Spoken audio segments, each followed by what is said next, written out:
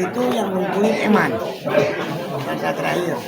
Tapi beberapa hari yang lalu Jenajah sama Dewi masuk Mas Komar belum dimasukin ke ruang ICU, masih di ruang perawatan, masih bercanda-canda, masih pendek-pendekan.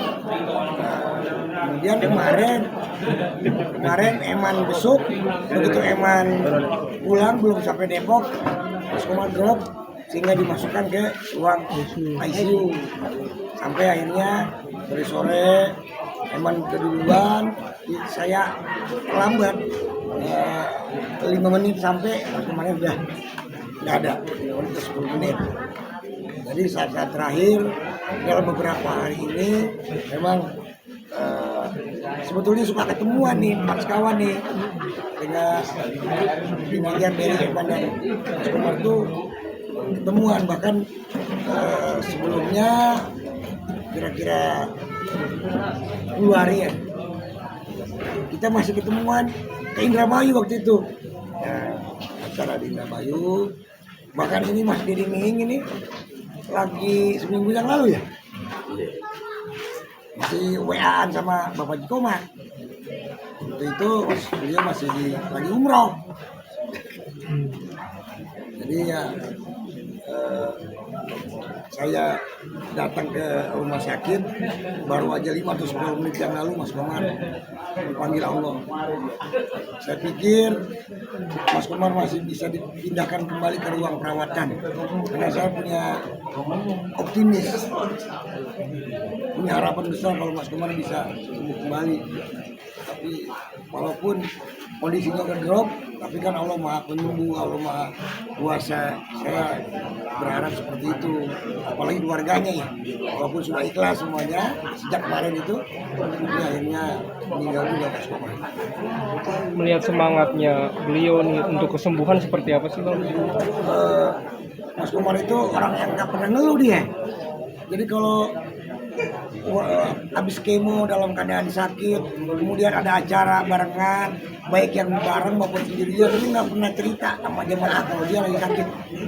Tapi udah kelengan aja di panggung.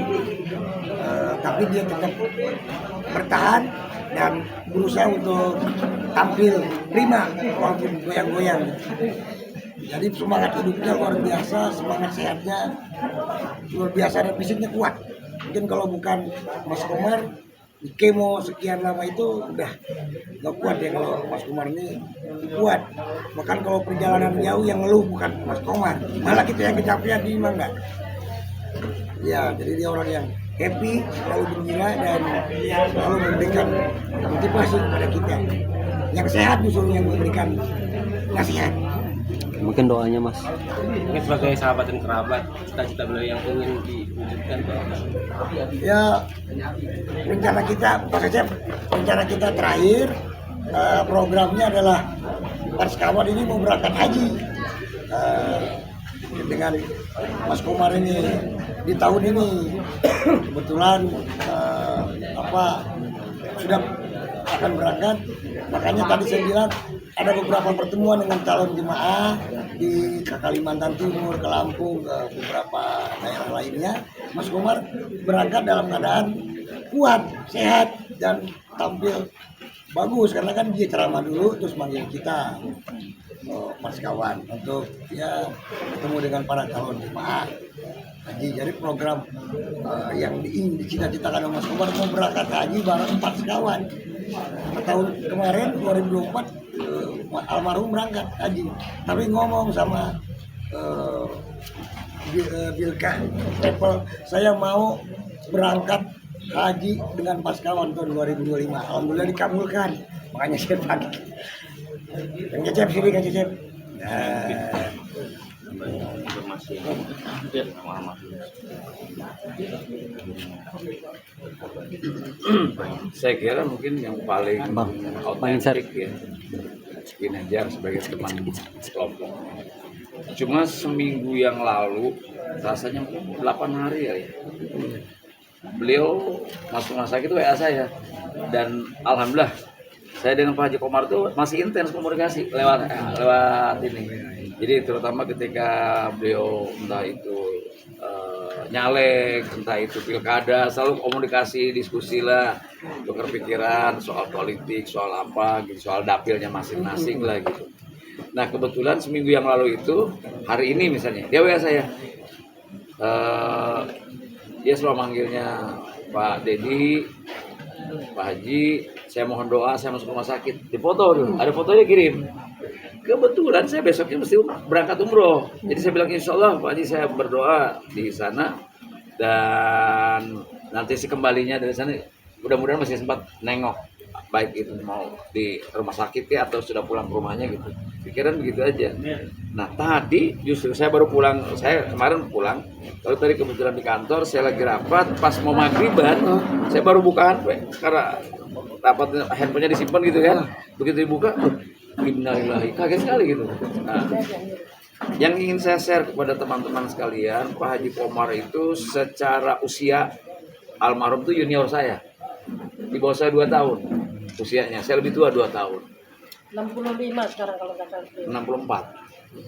64. Di sana tulisan 64. Saya seumur Didin ya. Sama dengan Didin. Saya 66.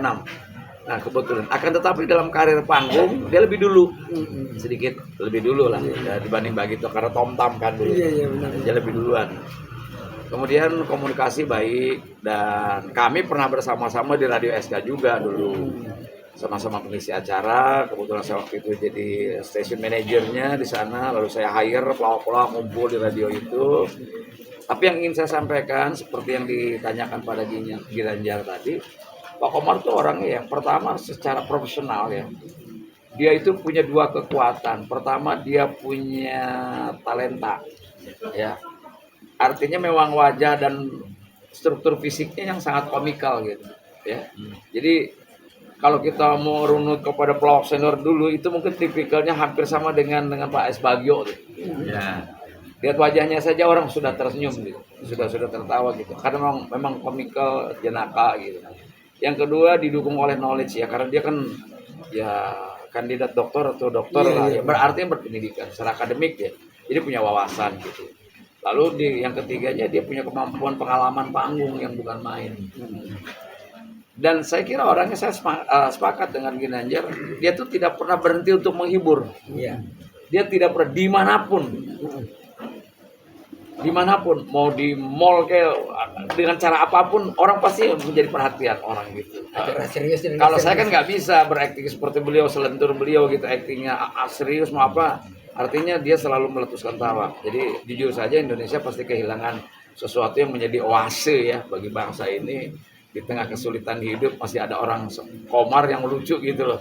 Ini sesuatu banget gitu. Nah sekarang kita kehilangan satu ini. Dan saya kira dalam sejarah dunia lawak dia menorehkan. Zaman kami Bagito berdiri tahun 78, Komar itu sudah menjadi juara solo lomba lawak tunggal. Ada Komar, Nurul Komar, ada Atat Jakaria, ada Rahmana, ya, ada Pepeng. Jadi kalau stand up komedi hari ini rame, itu mereka udah duluan dulu. Komar tuh ngelawak dulu sendiri, tunggal. Kalau sekarang stand up lah. Terus pelawak tunggal udah ada, cuman menyebutnya kita pelawak tunggal, solo lah. Gitu. Jadi kalau boleh saya sebutkan tadi sudah almarhum Pepeng sudah tidak ada, Rahmana sudah tidak ada, yang masih ada Krisna Purwana. Sersan itu dulu anggotanya adalah pelawak tunggal semua. Nah Bagito itu salah satu dari 10 grup yang menjadi finalis di Taman Ismail Marzuki. Salah satu grupnya lagi adalah grupnya Parto, namanya Dolby. Parto tuh seangkatan karir dengan saya, dengan Pak Haji Komar gitu ya. Jadi artinya bahwa kalau boleh cerita buat generasi muda, Pak Komar itu adalah di kelompok oke, secara tunggal juga dia oke gitu. Jadi karirnya kan cukup panjang. Yang saya salut ketika operasi usus ya kalau tidak salah ya. Dan kalau tidak salah ususnya pun disimpan di luar gitu, kantong di luar gitu. Berapa tahun itu ya, hidup seperti itu ya? Dan itu seperti orang yang tidak punya penyakit, kayak nggak sakit, happy aja gitu, happy. Sulit loh orang untuk dalam keadaan fisiknya sakit lalu dia tidak mengeluh, secara mental dia baik. Lalu secara fisik walaupun sebut saja tidak baik karena operasian ususnya aja di luar, itu nggak ini. Kita mungkin sakit perut aja rasanya gimana gitu. Ini ke hari-hari bahwa saya nggak tahu berapa tahun bertahannya sampai dengan wafatnya ini. Artinya dia bertahan untuk hidup dengan cara itu gitu. Nah, namun demikian mungkin saya sih agak mungkin saya nggak tahu ya. Kan kalau orang punya penyakit apa namanya itu atau kanker itu kan nggak boleh makanan yang merangsang untuk tumbuhnya itu ya. Gitu. Jadi ya tapi kunci yang terakhir adalah itulah ketetapan Allah memang ya likuli umatin ajal. Jadi memang manusia punya batas ya, punya batas ya. Dan ketika batas itu ketika ajal tiba itu memang tidak bisa maju atau mundur sedetik pun gitu. Jadi memang mungkin hari ini beliau perjanjiannya dengan Allah selesai lalu harus kembali ke rahmatullah, mudah-mudahan Allah ampuni segala kesalahannya, diterima amal ibadahnya, sekian banyak peribadatannya, menyenangkan bangsa Indonesia, ya, bermanfaat bagi orang, menjadi inspirasi bagi para juniornya, ya, baik itu pelawak maupun generasi muda yang pada umumnya. Dan saya kira saya ingin bersaksi selama saya bergaul dari tahun 78 sama beliau, dia orang baik. Alhamdulillah. Dia orang baik. Dan kalau di samping sama pelawak juga pernah satu komisi juga ya Pak Didi ya? Ya, komisi di DPR. DPR Ya, sama di betul, Komisi 10 ya? Ya, betul. Di pendidikan ya? Ya, Komisi. pernah bersama Pak Haji Komar saya. Apa kenangannya Bang di DPR waktu itu? Apa yang diperjuangkan dulu pernah? Ya itu beda. Saya tuh mungkin sebetulnya saya nggak punya bakat ngelawak, hanya kebetulan aja begitu akhirnya lahir gitu loh ya. Enggak. Pak Haji Komar itu betul-betul di ruang sidang pun membuat gelak tawa menteri gitu loh. Saya bukan hanya tidak berani, tapi juga saya mungkin tidak bisa, tidak semampu dia lentur yang actingnya bukan main gitu. Bukan saya sok jaim, memang saya nggak mampu aja gitu loh. Tapi kalau Pak Haji Komar itu di depan menteri, ya suasana sidang, walaupun pada akhirnya selesai dengan tawa-tawa gitu, ya mungkin yang menyelesaikan substansi orang lain lah. Dia paling tidak menyegarkan suasana. Dan kenangan saya itu pasti, dan saya tidak pernah ketemu Komar tidak membuat gelak tawa orang. Saya nggak bisa kayak gitu tuh. Saya kalau udah dibayar aja baru lucu. Gitu. Kalau gratis saya agak pilih-pilih. Memang cowok matre. Jadi gitu. Saya hanya ingin bersaksi bahwa memang Pak Haji Komar sahabat kita orang baik. Dan doa yang terakhir dari kita adalah semoga Allah mengampuni segala dosanya dan menerima amal ibadahnya. Dan ya Allah tempatkan saudara kami Haji Nurul Komar di surgamu. Amin. Oh, Mas Minat ini dia gimana? Oh, Haji Komar ini. Saya satu angkatan tahun 79. Oh, Jadi Di Taman waktu Mini. tahun 79 itu ada festival lawak nasional. Iya. Saya peserta tunggal bersama Oh Apet iya sebut. Iya. dan Maghrib ya? almarhum Darussamin. Iya. Dan satu lagi dari Jambi, lupa Lamin kalau nggak salah namanya. Kemudian yang grup itu ada dari Jogja, ada Tom Tam. Juara satunya kalau nggak salah dari Jogja. Apa itu Trik S, kemudian juara duanya Tom Tam. Haji Komar. Jadi saya kenal Haji Komar tahun 79 di Sasono Langen Budo yang Ya betul. Dan itu disiarkan RRI saja dia. Ini para menteri, para sesepuh panggilnya adik-adik. Iya, Nah, ya itu tadi lawak tunggal yang sekarang disebut dengan stand up. comedy. Ya Pak Mehmet, mohon maaf Saya saya nggak ngeliat Bapak tadi, saya kalangin aja. Ada ujangan nggak buat pelawak-pelawak junior yang sekarang muncul? Jangannya biar para orang tuanya aja lah gitu. Atau mungkin melawak dengan cara yang etikanya gimana? Ya betul, karena bagaimanapun juga kan kalau melawak itu kadar humor terendah tuh ada dua. Pertama, bicara soal seks. Karena bicara soal seks nggak usah pelawak, orang biasa pun orang bertawa, itu rendah sekali. Yang kedua blaming itu artinya orang lain tertawa tapi ada yang korban. Itu nggak boleh. Nah, kebetulan kami kayak Pak Mehmet termasuk Ginanjar, ini kita kan dulu prosesnya melalui festival. Sehingga anak-anak yang jebolan yang punya pengalaman panggung lama kayak Bagito dan lain sebagainya, teman-teman lain itu kita hidup dalam kriteria. Apalagi zaman Orde Baru dulu, nggak boleh politik, nggak boleh ini, betul-betul dulu ya jokes yang bersih lah istilahnya, yang paling tidak mencelakakan dirinya atau tidak menista orang lain. kan masih banyak teman-teman untuk bisa mendapatkan efek ger gitu harus mengorbankan orang lain. Bahasa lainnya teman jadi keset gitu, atau jadi tatakan gitu. Nah, ya itu serendah-rendahnya berhumor seperti itu. Jadi kalau yang smart itu kan situasi, lalu pengetahuan dan sebagainya, agar bisa memberikan pendidikan bagi teman yang lain juga. Ya kita juga bukan manusia sempurna, pasti punya keterbatasan ya, akan tetapi karena tadi dibilangnya jangan gitu kan, saya kira jangan berhenti belajar ya, jangan berhenti karena dipuji lalu merasa segala-galanya popularitas bisa menyelesaikan persoalan. Karena bagaimana sehebat apapun popularitas, orang bisa jatuh hanya karena mulutnya juga. Ya.